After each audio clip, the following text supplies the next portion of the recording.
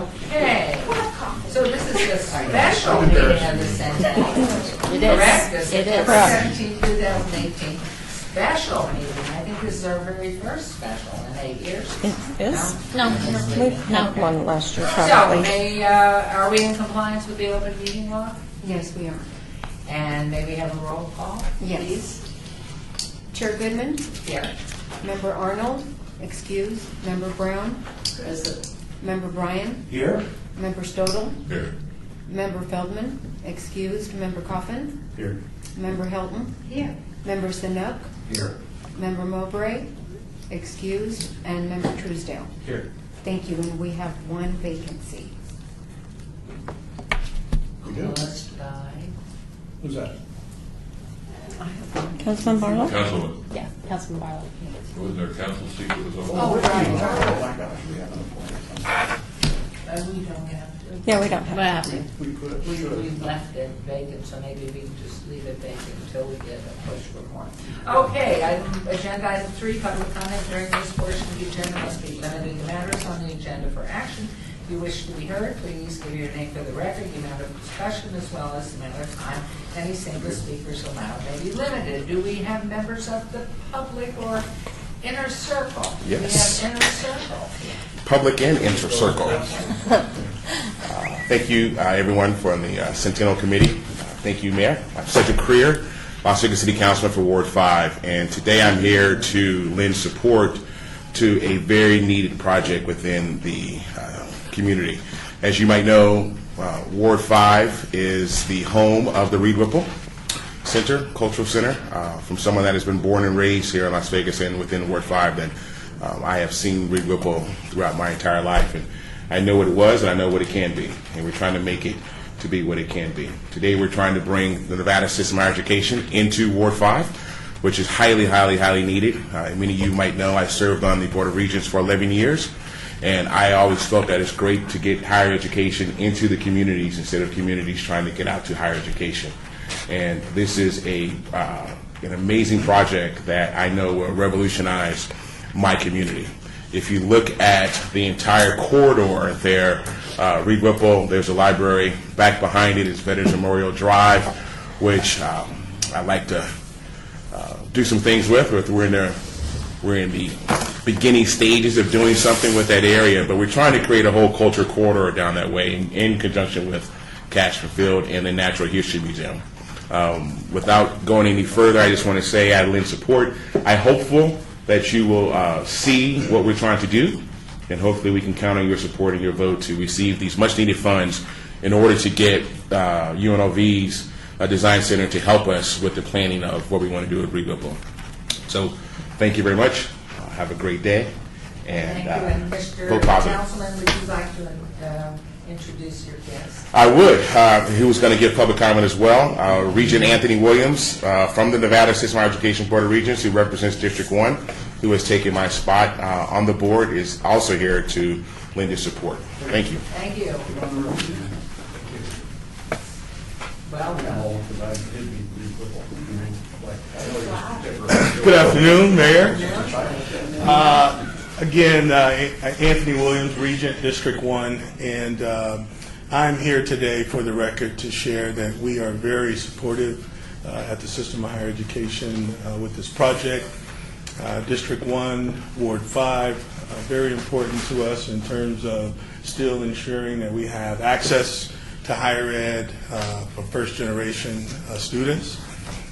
And we are very, very supportive of bringing some form of higher ed to the community. We think that access is key because with that access comes a lot of information, and it gives individuals options and the ability to choose. And so we are supportive. I've had conversations with the Chancellor, and we're going to continue to work with Councilman Creer to figure out how best to make this happen. Thank you. Thank you. Any questions? I just have, I like Anthony. What do you do in town? So currently, I work for MGM Resorts International. I am an executive vice president of engineering operations at Mandalay Bay. I've been with the company 10 years, worked at several properties, and they keep me busy. You're an engineer? You're an engineer? I am. Oh, thank you. Yes. And Western High School graduate, and UNLV or? UNLV and University of Phoenix. Excellent. Yes. Excellent. Thank you. All right, thank you. for speaking for us. Have a great evening. Anyone else? Let's go Rebels. And Councilman, you're leaving us your cell phone, or is that Dr. Morris? That's Dr. Morris Hibbler's, I believe. You could have really made off with That's someone. someone. Okay, sleight of hand. And then who would we call though when we need to get in touch with somebody? She would love for us to take it from her. Yes. Oh, I know it's in there. Okay, item 4, discussion for possible action regarding a grant request by Stephen Clark, UNLV, Downtown Design Center in the amount of $85,000, bargain price for the Reed Whipple restoration. And, please, go ahead, welcome. All right, well, good afternoon, Mayor and members of this distinguished committee. Thank you so much for convening a special meeting. My name is Lisa Morris Hibbler, and I am the Director of Youth Development and Social Innovation for the City of Las Vegas. The interest in having a higher ed hub in downtown dates back at least 6 years. I say that because I've been working on it for about 4 years. And so we have looked at a number of properties prior to Reed Whipple to try to see if we could make that happen. As many of you may know, College of Southern Nevada is located in City Hall on the 3rd floor. And we also have UNLV, various departments of UNLV at our 5th Street School. Multiple departments have asked for additional space that we did not have, and we thought that the opportunity to not only co-locate them, but to even bring in additional departments would be fantastic for our downtown area. Reed Whipple came on the scene after several attempts by nonprofits to take over that building, and it was thought of what could we do with Reed Whipple, and we thought maybe we make that the higher ed hub, certainly in a prime location right off the 95 freeway. And so we began to look at how we could make that happen. I reached out to Stephen Clark, who is the director of the UNLV Design Center, knowing that they had done some fabulous work in the community, to see if they could help us with a conceptual design that would look at and involve INCHI in terms of what types of services could be offered there. And so that is what brought us here about a month ago when we sat before you. And so we were here again.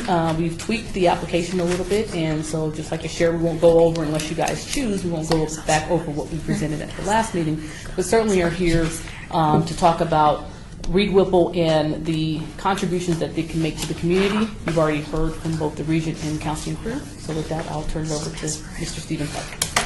Okay, thank you. Thank you all, Mayor Goodman, members of the commission. Thank you for holding this special meeting for us.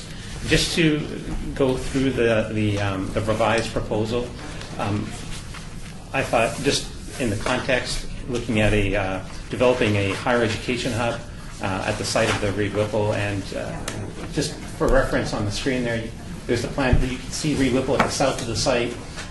The study will focus on the redevelopment of the Reed Whipple, but we will also consider the library building to the north.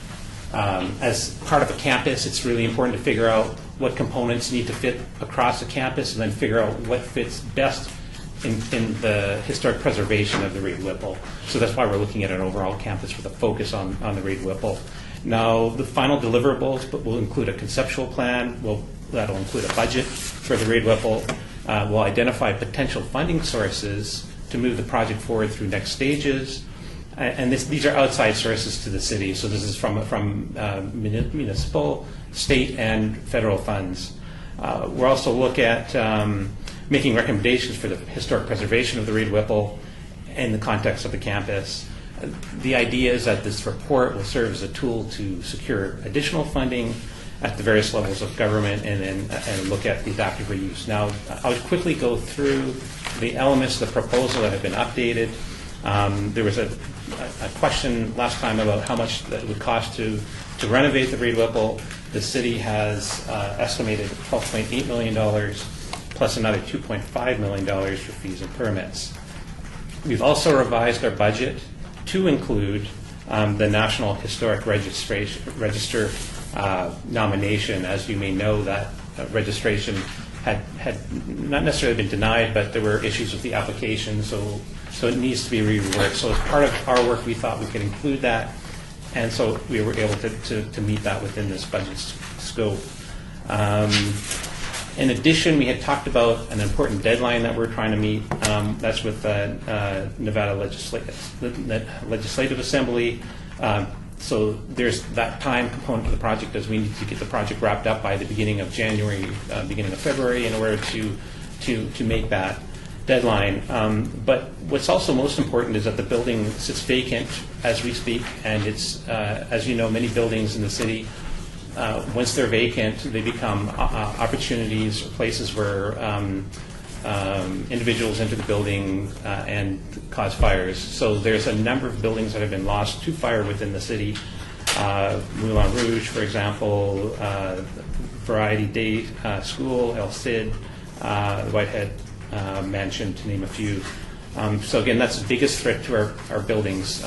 And the interesting thing about Reed Whipple, as I had discussed at our last presentation in July, it's a form of mid-century architecture, very specific to a certain time, very specific stage in the Latter-day Saints' history in the city.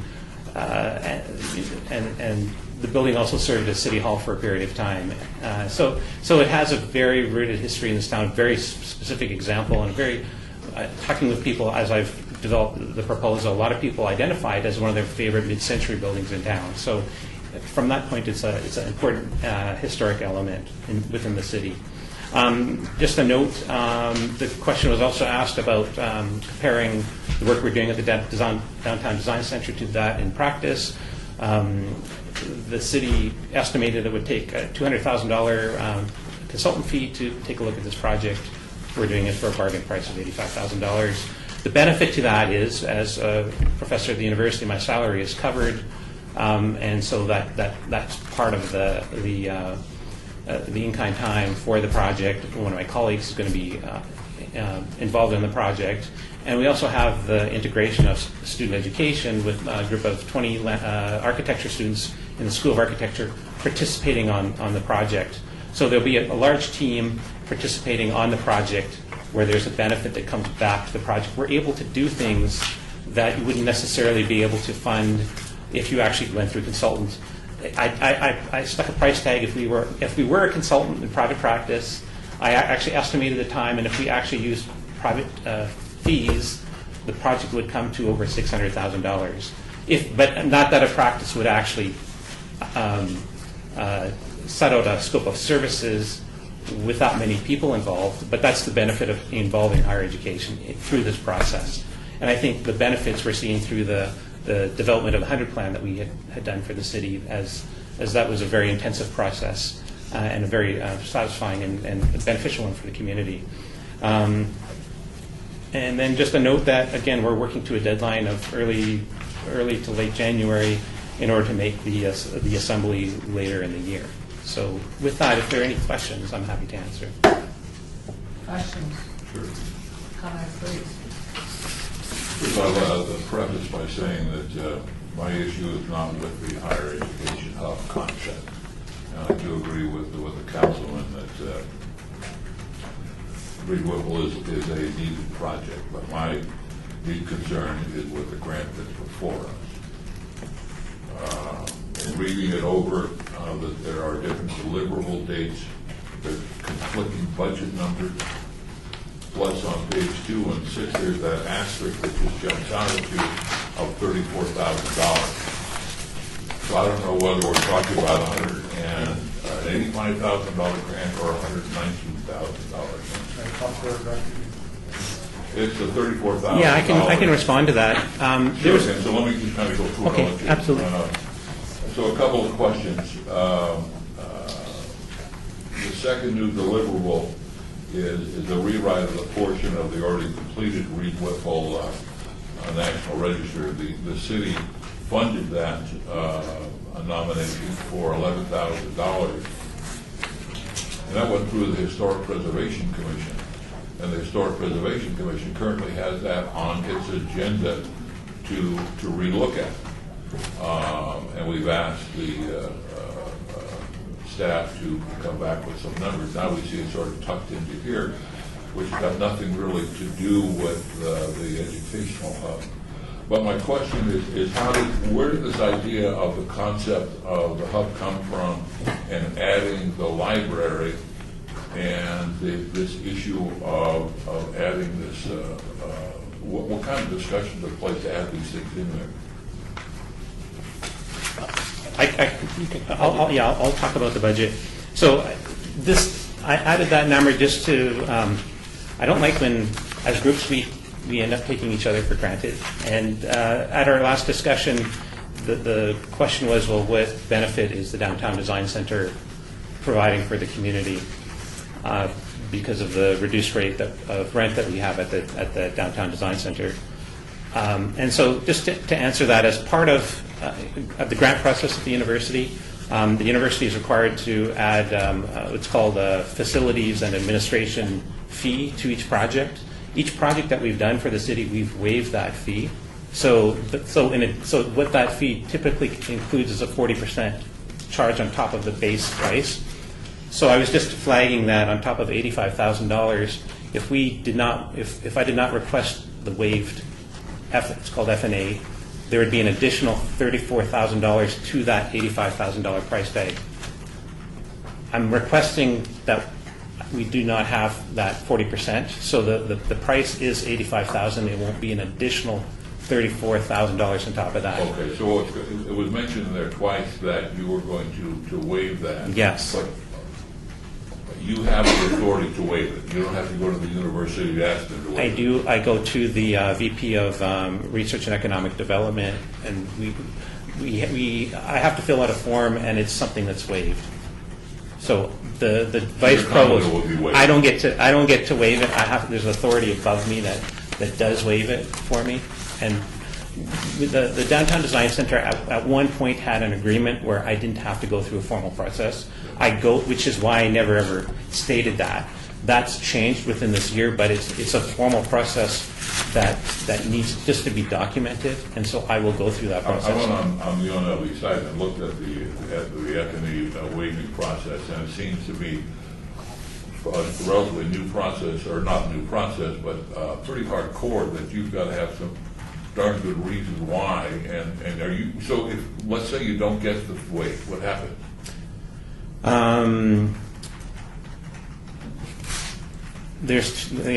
So if it's not waived, then I'd have to come back and request it. Okay. But there's an agreement that I have, informal agreement that I have, because I had a formal agreement that we're in the process of renewing that agreement. It's not in place yet, so I have an informal agreement right now that things will be waived, but I have to go through the process and fill out the paperwork. Okay. Can I help just a little bit? Sure. That's why we give them such cheap rent at Fifth Street School. The university pays almost nothing for rent there, so this is a way to document for them Yes. that they've done some work for us. Yes. That to help offset. It's not that I don't trust the university. It's No, just no, their that- policy right now, he's got to, before he was able to waive it, now he has to go through the process, formal process to get it waived. It just stuck out at me as there's $34,000 that could be, if you're comfortable saying it's going to be waived. Yeah. So let's go on to the other issue. Anyway, we would just charge them more. Well, okay. You've got under the budget timeline, the consultant costs. In one place, you say it's $38,300, but down on page 12, it goes up to $42,500. Okay, if that is the case, I apologize. What I had to do in order to adjust the budget scope to get the national registry in place, the Nevada Preservation, that's the consultant that will take care of that as part of this proposal. Their fee went up $4,000, so it went from the 38 to 42, and I was able then to reduce some scope within my scope of work in order to get that in there, because I thought it was an important component of the project to ensure that the building had National Historic Registry. My concern was, I mean, the math adds up, but there's conflicting numbers around where it says something here, and then later on it says something here. For example, on page 4 it says the publication cost will be $3,700, and then on page 6 it says they're only going to be $1,800, delivering 25 copies of the report. That is part of where I made up the cost. I think I had originally 50 booklets. I reduced How that. come there's two different sets of numbers? That's the concern I have. because it was in two different places, the proposal, and I obviously made an error and did not change that number. So where, if, just, maybe I'll direct everyone to page, let's see, the one where, item number 4, describe how the funds will be used. I have the breakdown there, and I've actually highlighted, in your proposal, there should be highlights as to what has been changed. So that would be page 1, 2, 3, page 6. Page 6. Those are the working numbers. And for the record, this is Lisa, the reason that we included that in there is we were working with our planning department, and they asked us if that could be included when we're working with the historic Well, the preservation difference office. between including and saying these are our numbers and these are new numbers, what this says, here's one we're going to charge, and then when we get to another place, so there's no distinction for somebody reading this grant that these are old numbers, it's just these are the numbers. So what's going to help me understand, it says, the newest version says $1,875, 25 copies of the report at $75. Yes. But yet in the deliverable to the Centennial Commission, it says, we're only getting 2 copies plus a digital PDF file. Yes, Where okay. do the other copies go? Okay, the other copies will go to other departments in the city that require them. I'll need them for the Downtown Design Center as Well, right now, it only says the city has 2 copies.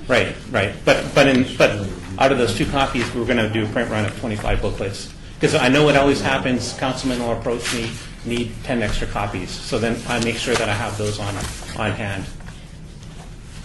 This is the same process I use for the 100 plan. The Centennial Commission received a certain number of copies, and then I have a stack of storage at the office, and the city usually comes in requesting copies.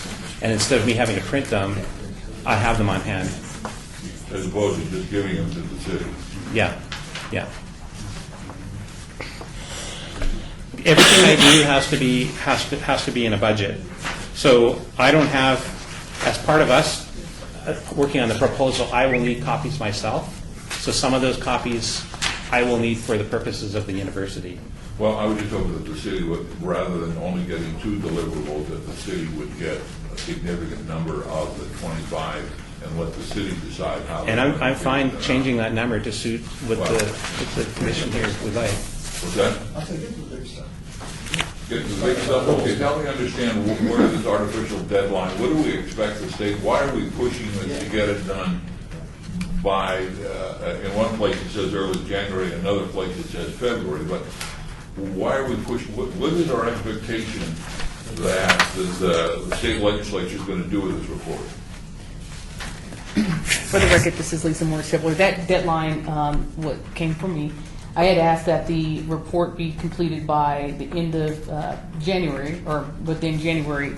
Because of the delay, we weren't sure if it would do that, so that's why Mr. Clark said that it would be done in February. So that was the January-February timeline. What we would want to do is we would want to be able to have the document so we can talk to the legislators about funding the proposal. So we've always put that on record that the city could contribute some funding, but then we'd have to have other funding sources to make that happen. And we've had several meetings where we've indicated that same thing, and we know that the NCHE's budget has to come through the legislature. So that is what that is for.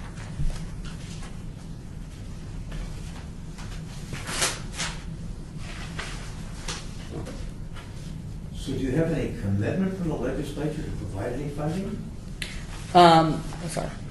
Through you, Mayor. Is it going to be in the city's list of requests to the state legislature? They have an agenda, as you know. Is this going to be included? Is the university going to include it in their budget? Those are some of the questions, excuse me. No, that's where I'm I mean, but those are some of the questions that I have. Is it going to be in the governor's budget? The governor submits a budget. Now, obviously, we'll have a new governor, and he will have the right to make those changes, but has this gone before the Board of Regents? I mean, those are some of the questions that maybe you have an answer to, but I guess I don't understand that. So maybe you can help me out with that. Right, for the record, Lisa Morris here. So a part of why we have not gone to the Board of Regents. So our conversations have been mostly with the Chancellor, and a part of it is what we had committed to providing them in order for these discussions to move forward was a conceptual design. We have not delivered on that. And so that was why I had reached out to Mr. Clark and asked him to be a part of that project.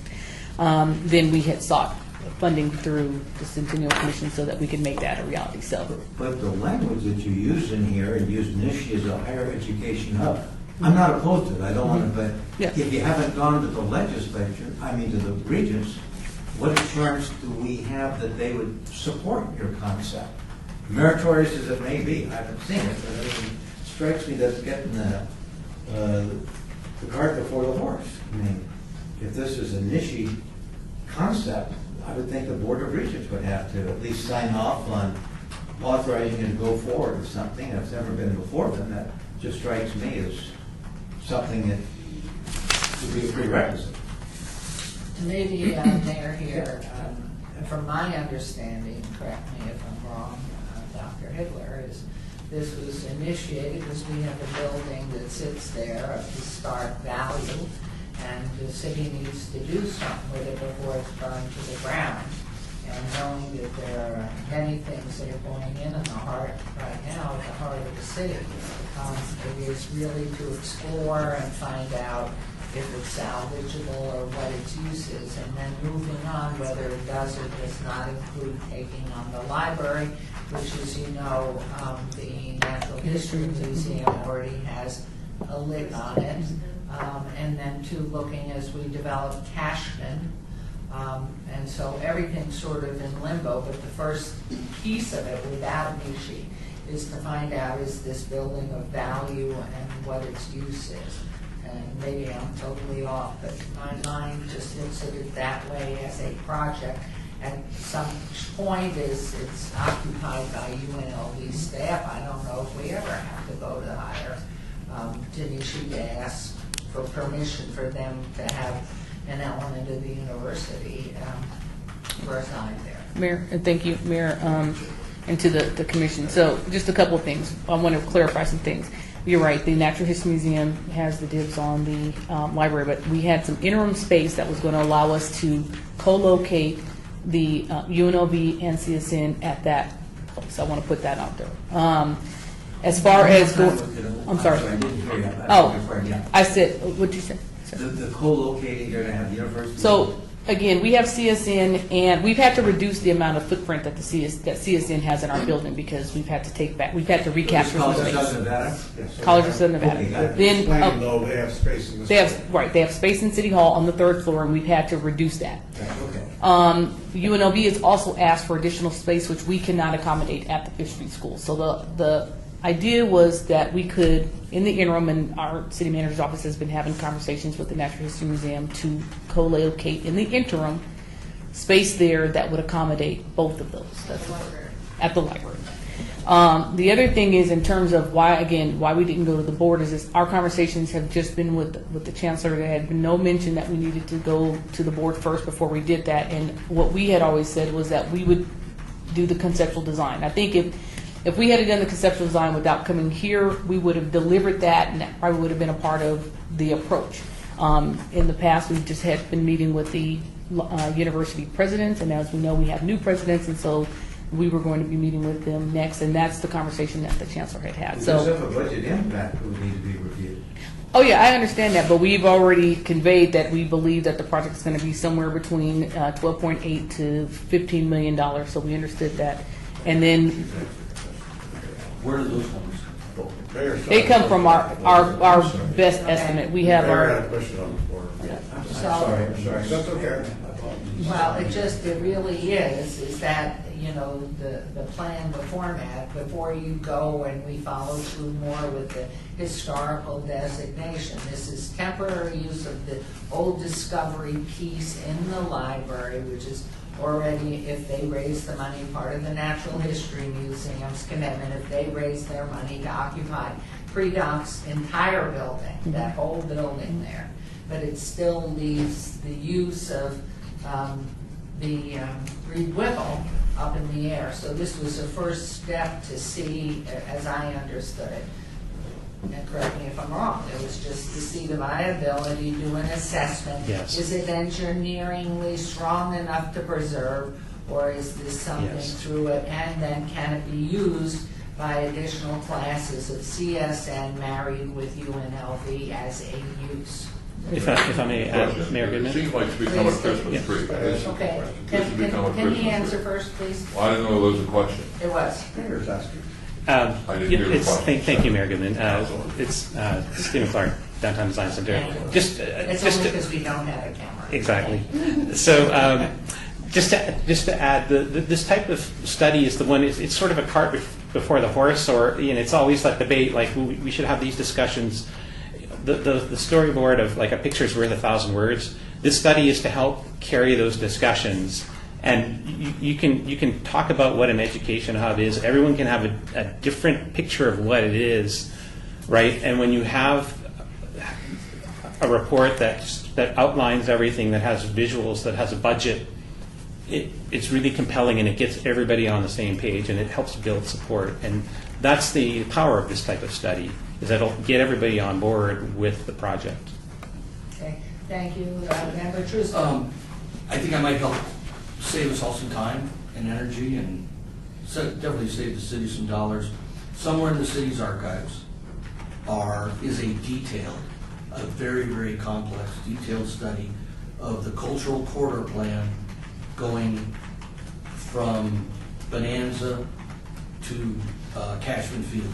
It was done prior to the construction of Antoine Predoc's Children's Museum building, because we had it done, or we had copies of it prior to selecting Antoine Predoc to build the Discovery Museum. And it dealt with interaction between Reed Whipple, and even spoke to some of Reed Whipple's opportunities as a co-locating, not hub, because that was the term at the time, but a co-location of multiple departments, charitable departments that are within the city. That was back when Parks and Rec had their offices in some trailers behind that building.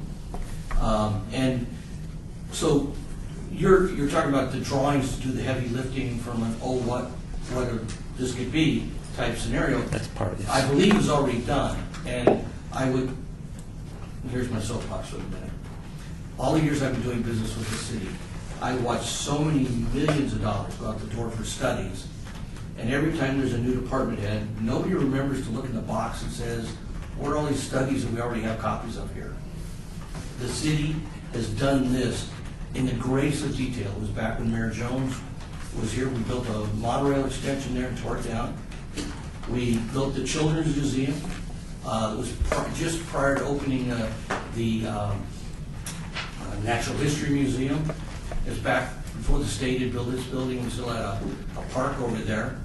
And it talked about interactive pedestrian connections for all of these different functions. It had Reed Whipple, and then the building along Veterans Way. I forget the name of that building, where Mission? the one that's over there next to where the solar panels are. Unless we tore it down. VFW, The what? the VFW building? Yeah. That was also made up for charitable organizations, Nevada School of the Arts, things like that, where they were all infants at the time, just looking for a place. If we get 8x8 office, we can run our director out of there.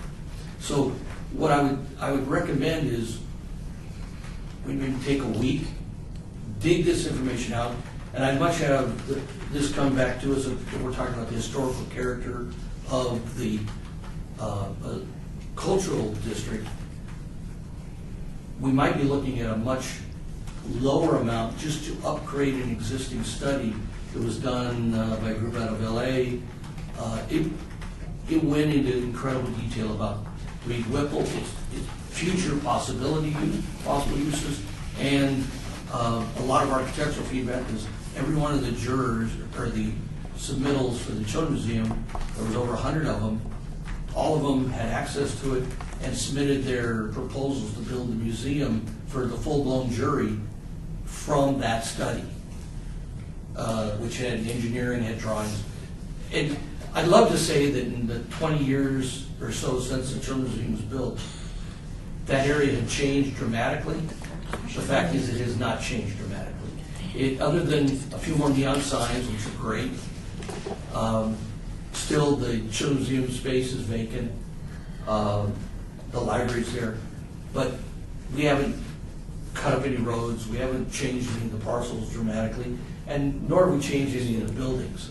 So I don't have a problem trying to analyze whether we do this, and I think Member Stoldal has done an excellent job. He focused on the small details that I tend to miss. But the reality is, there's so much of this already done, which I think would play into the educational aspect of your department, the design center playing. And then we say, okay, what do we need to do? Because this was almost being built and she left office and Somebody came on.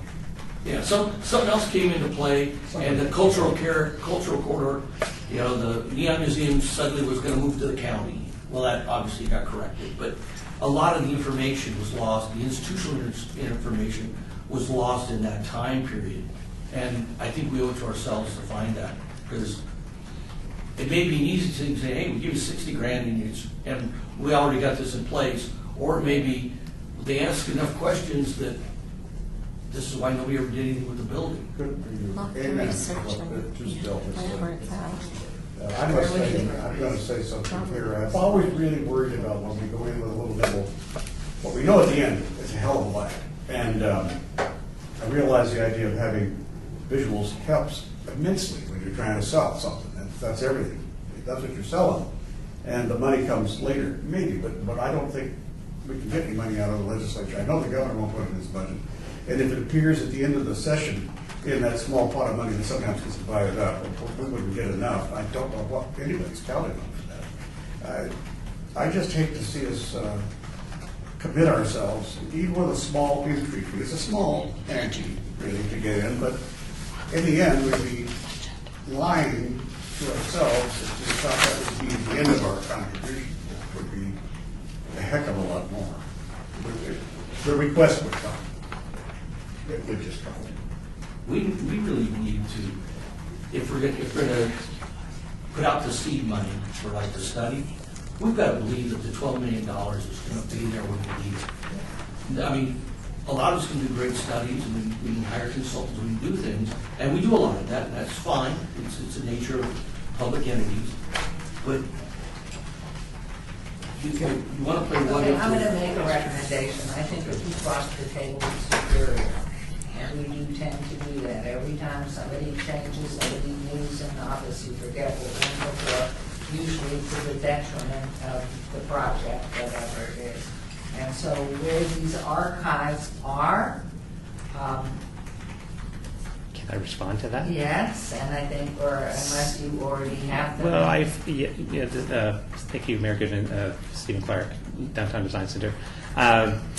There are other reports. Since our last meeting, I've been searching for reports. I came across a report to do renovations to the Reed Whipple, a report that was done in the late 70s. I can't remember the date on it, but I have been doing searches through these special collections. That was the one report I could find. I could not find the report that you seem to be referring to, Member Truesdell. Sorry, there's a glare on that. Mr. Clark, that would be between 91 and 99. 91, 99. And the pre-dunk. Now, So for you to have those and make an assessment of those before this, I don't think it would hurt if they can be found. yeah, but I'd like to just say that. Would know where it was. What is that? Pardon? Ms. Diener? Okay. Oh. Nancy Diener. Nancy Diener?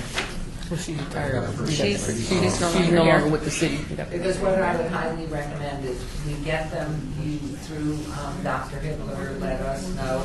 We would get a hold of them so you can go through them so they can be available. Certainly Mr. Truesdale has been working on it. It would be a good touch point to make sure that you have everything. And then at that point, bring some word back to this body, and then we can maybe as soon as 2-3 weeks out, the first week in October, have a meeting to address specifically this. Mr. Stoddard, member. First of all, I couldn't agree more with the comments that have preceded this. This seems to be like a bit of a Christmas tree. We have attached things that are not directly connected to Reed Woodwell. It sounds like there's a space issue at City Hall that's trying to be filled by the library. That's a whole separate issue. That's something that can be, that really shouldn't be in this report, because that's something that's going to take place now. If I may just interrupt you to clarify that, already through Councilman Coffin, the library building is being built in the east of, where is that? Off of- 28th and 28th and It's Bonanza. under construction. Once that is done, then that vacates. So that's why all of this is moving I forward. talked to the library yesterday, and they said they're going to be out of there no later than April of next year, and I got a sense they're going to be out a lot before that. So. Well, and I see Steve's board. But that's a separate issue than for Reed Whipple, that whole space issue. So I don't think that needs to be in here. The issue of the nomination, Mr. Truesdale, the city funded $11,000 not too long ago that has a 52-page report on the history of the, so the history doesn't need to be redone again. We take that report that's already, the city's already paid for, and whatever we're doing today is not going to solve the problems that were addressed in the early remarks about vandalism and fire. This report's not going to address that now. That's something the city's going to have to deal with, however, through security and so forth. But this document, this grant, doesn't deal with that particular issue. It's a longer thing. My last point is, I don't think we need this artificial deadline of early January. Let's get this report done right. This is an important building. Let's get this the grant request cleaned up and focused on if it's a concept for a university hub, great. But let's get this thing organized and so it's And because the workable. city is only, as you well know, allowed 3 BDRs, only 3 bill drafts to be presented. Because of the size of this and the huge impact that other things had, this probably wouldn't end up as one of the 3 BDRs unless I was staying corrected on that. This isn't going to come out of a BDR, you're right, this will come Right. out of a pot of money. So, right, so there, right, Number so of therefore, layers, 2 numbers January later. or February, I know you were trying, I definitely know that Dr. Everett was just trying to cover bases in case it rose to that.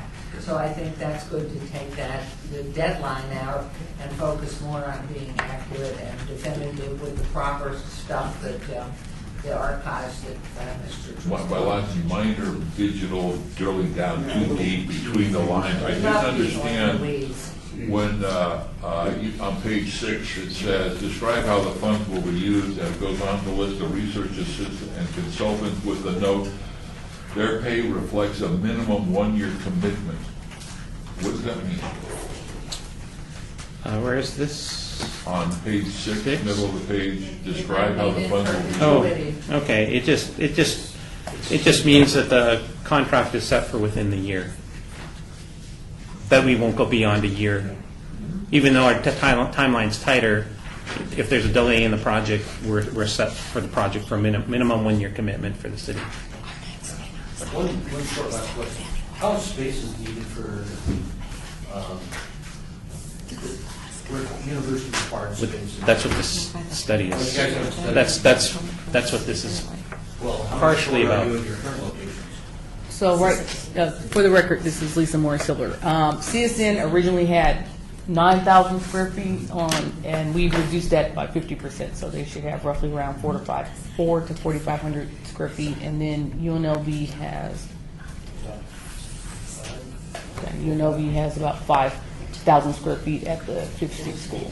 And they both asked for additional So space. collectively, if you took the 9 out of here and the 5 there were 14, there's a 15,000 square foot building 2 blocks down that the city could acquire tomorrow for, I think, about $3.5 million built out. I'm trying to put Filled it in with perspective. asbestos? What? Is it filled with asbestos? No, Asbestos no, in not that. there? But I'm just saying, is, sometimes we want to do the most, the best social programs, take a historic building and do it. And sometimes we don't look at the true balance of economics, because even if we gave you half rent on a $12 million building, we could pay the full rent on another building, he would say, we're good.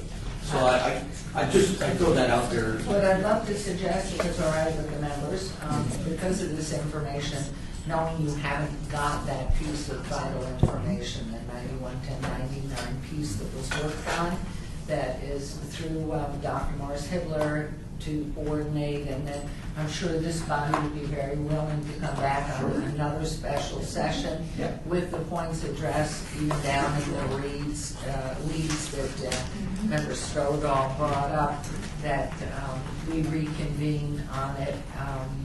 Peter's gone, so. If that works, yes. Member, and then Governor, Senator. Thank you, Senator Governor. I yield. Right. My superior. Yeah, right. So just through the conversations that we've had, I think it would be helpful to me to make sure we can bring this back, that we do know where that $11,000 fits into that National Historic Preservation piece. If you bring it to us as a match or something, it just needs to be reflected in here as to where that 11,000, or if it's taken off of the 85,000 and now it's $11,000 toward the piece in the grant that we requested for National Historic Preservation, the National Historic Preservation Award. Also, I think by then, if you can have assurance that that administrative fee is waived, that would be very helpful. And then I was also going to suggest that all the numbers do need to balance, and I know how hard it is to get things done at the last minute, but there's a number of places that obviously their credibility, so they just work better if all the numbers work. And then the last thing I was going to make sure is that building is well insured because it's owned by the city. Well, I mean, it's insured up to a point, but the reality is, and Steve Wood's here, that we just have a tremendous problem issue with the homeless and then the theft of all the copper and the air conditioning. Absolutely. You know, I so- have lost the Whitehead house that was under my The same watch, way. and if we hadn't had it, wasn't sure our next project would have died. Just point So- out process here, Mayor, since we're not voting on this today, and they're going to come back with a rewrite, do we need to vote on having them withdraw this? I'd like to, if I could, if we can follow that up, precluded, is, Joe Williams, could you comment as to the insurance, I think, Robert Deal, The insurance that the Centennial has? that, the Reed Whipple has on it. Oh, I'll have to follow up on that. I wouldn't know offhand how much is on the Reed The Whipple. narrative know? says there's a $3 million claim against it right now. I don't know how much of that is self-insured versus how much is Please for our introduce umbrella yourself. carrier. And with the- Sure. Steve Ford, I'm the, there we go. Steve Ford, I'm the facility manager for the city, and I apologize for not being appropriately dressed for this. I wasn't planning on speaking.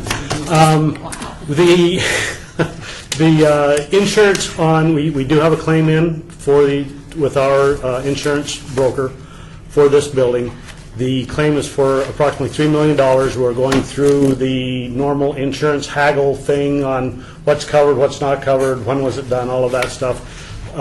We are expecting in the end to get somewhere between $2 and $2.5 million for the damage that was done by the vandalism. And how about continuation, Member Helton's question, as we go forward until a next use or some occupancy is determined, that continues to roll and we have an active up to what point insurance on it? That question, Madam Mayor, I'm not sure of. We are securing the building as best we can. We still have some active vandalism going on. It seems to be more of a game with those particular individuals. The harder we make it for them to get in, the harder they try to get in. And so I don't know, to your answer to your question, I'm not sure of that answer, but I do know that we are actively pursuing that. Can you make sure it's in place? That's the only thing. Can you We're- get hold of Gary Angling, our CFO? Yes. And whoever would be in charge of the insurance, and then make sure that it is absolutely adequate. And is on. I do know that as of right now, the value of the property that was insured, the last time I spoke to the broker, was only $4.9 million for the entire building. So my question would be on that is the insurance required to pay for restoration to an original condition, or can it be used as a pool of money, as part of a pool of money for something else to be turned later, which of course something else is in front of us. So I had that discussion with John Rafferty, who is our prevention loss officer. We can, the amount of our claim that we submitted to the insurance company was for taking it back to the condition it was before it was vandalized. Okay, so that's where our estimator came up with the $3 million. There's extensive, wire theft, copper piping, walls torn out, extensive damage inside the building. So that would take it back up to the original. The problem is, even if we take it back up to the original where it was before the vandalism happened, anything beyond that, putting in a new transformer, for example, or the electrical switch gear, none of that meets current code. So we had to have an adder onto that to bring it up to current code if we were going to replace it. And that's where we're debating with the insurance company how that's all going to work. Well, and two, I would think that something about replacement value, that's all should be part of, if you can join in on the report that comes back to us, to make sure we have that information, because if the replacement of the building is a modest building's 12, 15, 18 million, is that something the city should be insuring up to that level? That's another discussion I had with Mr. Rafferty. Okay, yeah. And for the record, Mayor, Governor, all your many titles, Assemblyman. Well, to kind of share my perspective, I have absolutely no problem, think it's desirable to, if the university wants to put some additional facilities in the downtown area, I'm for it. If the city says, look, this is where we need a workforce space to do it, I'm for it. I'm for restoration of the Reed Whipple Center, all that. I've got some things that I think I would like to see. Is the university, with all due respect to those who are testifying before us, is the College of Southern Nevada president prepared to say, look, I am supportive of the rehabilitation of the Reed, because we would like to put educational services, whatever it might be called. I'd like to see something in writing. I mean, if it requires the university as a system, it's a reach it should be. In other words, these are great ideas, but if ultimately we're not going to be able to get their support, then I think we're kind of, on a treadmill. We're not advancing the cause. The other thing I'd like, what are the thoughts for getting this money? Is it strictly the legislature? Is the university prepared to come forward with something in its budget? Will the university, or the College of Southern Nevada in particular, include whatever budget costs might be incurred in their budget? In other words, I'd like to see some broad support for this concept. And I'm not sure at this point we have it. Certainly you're all enthusiastic. You've done all of that. And I'd like to know where this money is going to come from. I think it is highly unlikely that the legislature is going to give us $12.9 million. Meritorious as this is, I'm not arguing the merit. So I think you've got to give some thought, where are we going to get the money? Do we have a private sector fundraising effort that we're talking about? Putting this all together. So those are some questions that I have that I think would be helpful. I'm particularly interested in this 40% fee. I've had a little experience in this area. Is this a university requirement? Or This is a university requirement. This is outside my pay range. I've just been told this is what it is. Stephen Clark. But it's mandatory. It's mandatory, yeah, and there's different ranges of that. The blanket statement is 40%. It can be negotiated lower or higher, but the blanket is But I'd like to 40%. see, with all due respect, Mr. Clark, if somebody has the authority to say, look, if we go forward with this. I can get a signed letter. Wait, Yeah, you know. yeah, no problem there. Senator, Your Honor, there is a giant way to get around that, and that's where the city, like a lot of institutions, entities have said, we are not going to pay. Yeah. Or we will only pay 25%. You don't have to, so whoever applies for a grant knows in front that the only F&A fee that they're going to get is 25 or 10% or whatever. And Bob, I appreciate that, but the representation here today, which I accept, I don't question anybody's integrity, I want to see it in writing from the university. And those are things that you could get publicly. Yeah, absolutely, absolutely. But, you know, I'm not trying to kill your deal.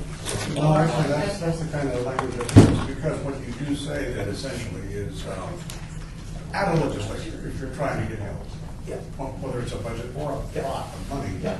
then the university has to support it in the lobbying process and show that it kicked in some money or did something, you know. Those things, teamwork up there. But if I might, I think the whole reason they're here before us is because it's a historical building. Yeah. They would like the Centennial Commission charged with historical preservation that has all this money coming in from hopefully a sustained license plate to be the funding source for it, to create, preserve the building, then allow UNLV and CSN to occupy it, and they may for a while, 10 years, or maybe for 2 years, whatever. But I think it's just, and I may be off the line here.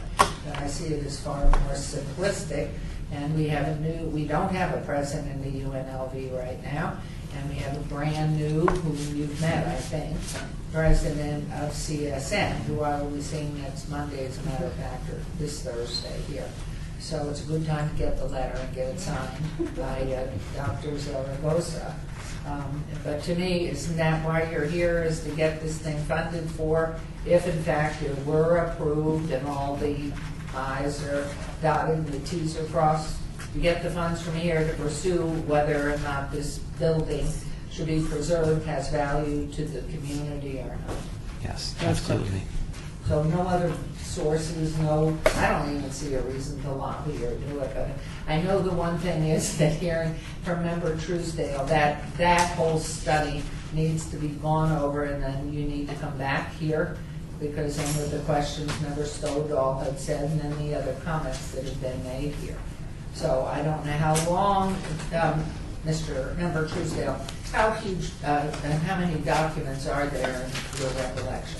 Are these months of evaluation? No, they're finished reports, but they're part of, you'll find them attached to the jury documents for the Jones Museum. And here's a copy of the 52-page history, so they don't have to go. On what? Are you a Historic nomination. I think we get 2. I don't know, Dr. Clark, I'm sorry, Mayor, if I could just say a couple of things. First of all, when I came on board here 7 years ago under this commission, and I have been the author of the bill that created the money that's funding this mess through Ms. Helton and her contributions on the junior league. So there is some continuity here. But what happened is, I found out when I came on board that the stream of funding that had been dedicated to the renovation and restoration of the West Side School was huge, and it took a huge chunk, a third of the license plate money, or maybe more than that, each year that had been obligated by a project just like this, where this commission is backing up. Obviously, the city backs it up, but the commission's putting in a lot of money, or are we about done? We're done. We're done, but the point was that it started a little bit, but it consumed this budget for many years, and it froze out then the opportunity to do other things. And this was in Ward 5, as this project is also in Ward 5. And so one has to consider it's the community's contribution already. We've made a significant contribution to the community by restoring the West Side School. So remember that in keeping this in mind, we have to acknowledge that other projects exist in other places that have been thought of before. are on the back burner for this. Our former stewardess like to speak. There's only one stewardess here. No, I was never a steward. Oh, No, I did what the big white boys did. I managed. what was that? I managed. You mean you never flew? No, Or were you a pilot? No, You were not a pilot? No, I was. You were grounded. I was grounded. Oh, It's okay. customer service. You were so Yeah. pretty though, I must I say. know, So- but they No, you didn't have, so go ahead, tell us. To his point, Commissioners, is the West Side School being totally utilized, or can we utilize some of the space there? Good point. This is Lisa for the record. There is a little portion of that that's vacant, and we're looking at that for another project. So unless somebody else has Yeah, we are, other yeah. things, or I'm gonna recommend then is, according to our legal advice, withdraw without prejudice. Yeah, and so then a come back request and- from Mr. Clark to withdraw without prejudice and commission to approve. And I So would desire so that they can come back with a revised application for you to I'll consider, make given that all motion. the recommendations. And if I could, I'd love you to do it in a relatively reasonable, short time frame, not rushing, be thorough. Okay. But so that we're not having to put you in with all the other applications to go.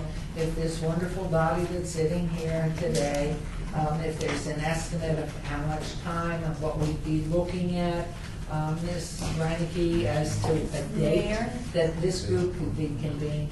Just for the record, we have, our next board meeting is scheduled for October 22nd.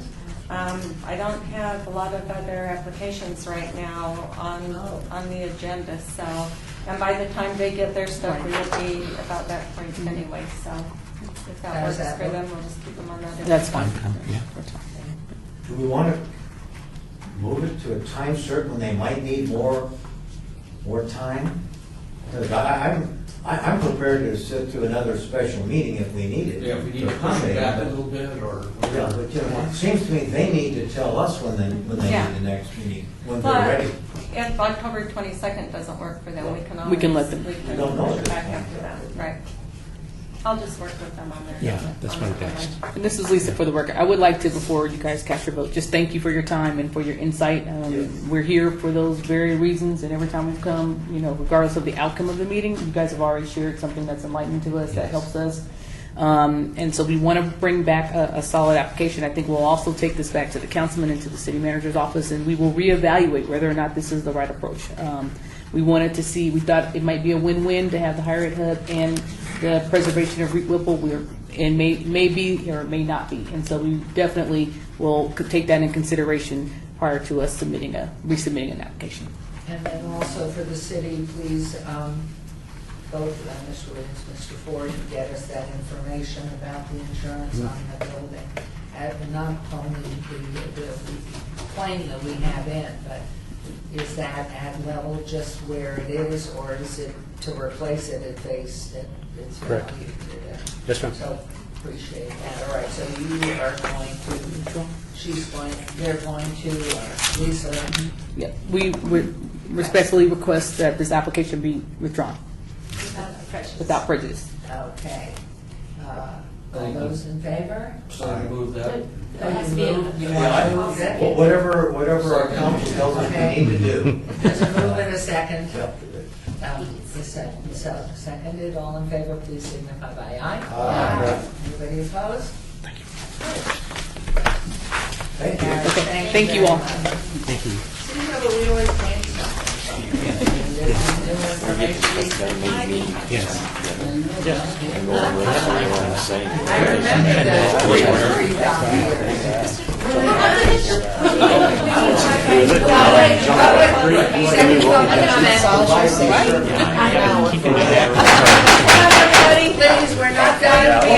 We have agenda item 5, I forgot all about it, so excited. Discussion regarding topic, no, yeah, 5, and then public comment. Discussion regarding topics for future agenda items by the commission. Comments made during this portion of the agenda by individual members are referred solely to the proposals for future agenda items. Any discussion shall be limited to whether or not such proposed items are within the purview of the commission and/or whether such proposed items should be placed on a future agenda. No discussion regarding the substance of any such proposed topic shall occur. No action shall be taken. Does anybody wish to add something to the proposed future agenda? Silence. Moving on to number 6. Oh, you weren't fast enough? No, member Elder. Almost. I know that at our last meeting, we touched on the fact that we had designated so many to the Historic Preservation Commission. So we were wondering what the dispensation of those funds had been or what was planned for them. Right. And if we could maybe get a report on that at the next meeting. We could, the challenge is the city no longer has a historic preservation officer. Yes. And so that would be the source of But there's an 11,000 that we talked about today, right. and I just don't, it was And 100,000. I think your 50,000 went out to the school district for fourth grade studies, because I got a report back from the school district, so that's. Oh, so that's 15's been spent? The 50,000? for fourth grade historic, Nevada historic studies. We have had some stuff going on. I will try to work with Mike Howe and Bob Stonewall to see. We are still sitting on $100,000 that has not been used. I haven't heard that they've got any projects out there that they are currently looking at funding, but we'll try to get a report for October 22nd. Well, okay, but it'd be an excellent report, and so I'll work with city planning to see if they can help come up with what, I know what we've spent, what projects, but I don't know how much each project was. So can we put that on the agenda to comply with agenda I-5? Thank you. Okay, good.